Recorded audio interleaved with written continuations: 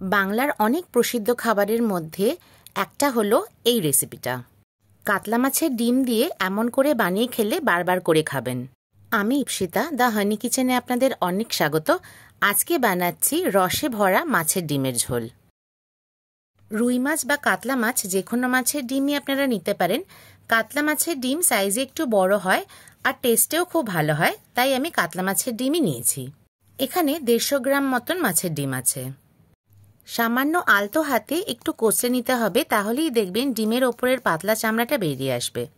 এই প্রসেসটা আপনাদেরকে হাত দিয়েই করতে হবে, এর কিন্তু অন্য কোনো উপায় নেই।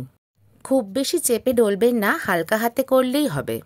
স্কিনটা বেরিয়ে গেলেই দেখবেন ডিমটা এরকম ধরনের হয়ে গেছে। এর মধ্যে দিয়ে দেবেন পেঁয়াজ কুচি। আমি প্রায় একটা মিডিয়াম সাইজের পেঁয়াজ এখানে দিয়েছি। দেবেন লঙ্কা কুচি, এটা সম্পূর্ণ নিজের স্বাদ অনুযায়ী দেবেন। আর দেবেন ধনেপাতা, হলুদ আর নুন দিয়ে দেবেন। বেসনের পরিমাণটা আগেই কিন্তু একসাথে বেশি পরিমাণে দেবেন না। আমি প্রথমে 3 টিস্পুন দিলাম।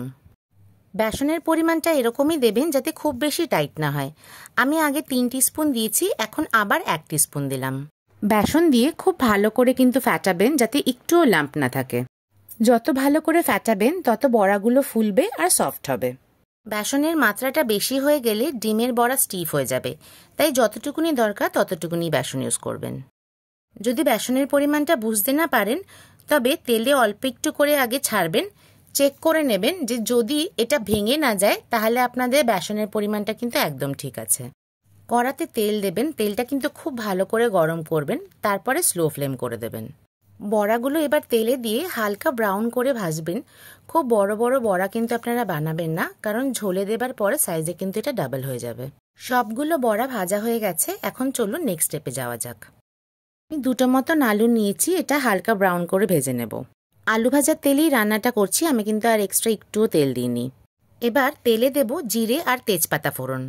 দিলাম জিরে আর লঙ্কা বাটা। আমি একসাথেই কিন্তু জিরে আর লঙ্কাটা বেটেছি, তাই আলাদা আলাদা করে আপনাদেরকে দেখাতে পারলাম না। এখন দিলাম আদা বাটা। 1 মিনিট মতন এটাকে ভেজে নেবেন। এখন দিলাম হলুদ, টমেটো কুচি আর সামান্য নুন। নুনের পরিমাণটা কিন্তু প্রথমে কমই রাখবেন যাতে পরে আপনারা বাড়াতে পারেন। আর টমেটো কুচির সাথে সাথেই কিন্তু নুন সবসময় ইউজ করবেন।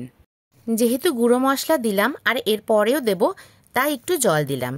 বেশি তেল যদি না খান তবে এমন করে যদি রান্নাটা করেন, খুব কম তেলে কিন্তু আপনারা যে কোনো রান্না করতে পারেন। দিলাম সামান্য কাশ্মীরি লাল লঙ্কার গুঁড়ো, তার সাথে সাথে ধনের গুঁড়ো। কাশ্মীরি লাল লঙ্কাটা আপনারা নাও দিতে পারেন, কিন্তু দিলে একটা সুন্দর কালার আসবে। মশলাটা ঢাকা দিয়ে দিয়ে এবার ভাজতে হবে যতক্ষণ না পর্যন্ত মশলা থেকে কাঁচা গন্ধ বেরিয়ে যায়। এতে কিন্তু খুব বেশি মশলা ইউজ করবেন না, মশলার কোয়ান্টিটি কিন্তু একটু কমই রাখবেন। গুঁড়ো মশলার কাঁচা গন্ধ তাড়াতাড়ি বেরিয়ে গেলেও বাটা মশলার কাঁচা গন্ধ বেরোতে একটু টাইম লাগে।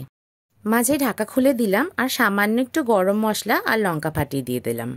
সুন্দর ভাজা গন্ধ বেরিয়ে গেলেই দিয়ে দেব জল। জলের পরিমাণটা কিন্তু একটু বাড়িয়ে রাখবেন, কারণ এই ঝোলটাতে পড়বে ডিমের বড়া।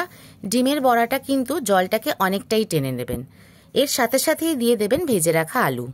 এখন দিয়ে দেব ভেজে রাখা ডিমের বড়া। আমার রান্না বা আমার চ্যানেল যদি ভালো লাগে তাহলে একটা লাইক, কমেন্ট আর সাবস্ক্রাইব কিন্তু খুব আশা করলাম। একটু ফুটলেই আর আলুটা সেদ্ধ হয়ে গেলেই দিয়ে দেবেন ঘি। ডিমের বড়াটা দিয়ে কিন্তু জাস্ট আর 1 থেকে 2 মিনিটই আপনারা ফোটাবেন, বেশি ফোটাতে হবে না।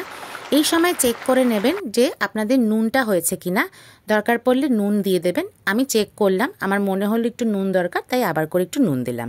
দেখুন 1-2 মিনিট ফোটানোর পরেই কতটা জল কমে গেছে। রসে ভরা এই ডিমের বড়া একবার খেলে বাড়িতে ডিম আসলেই দেখবেন আপনাদের মনে হয় যেন এরকমভাবেই খাই।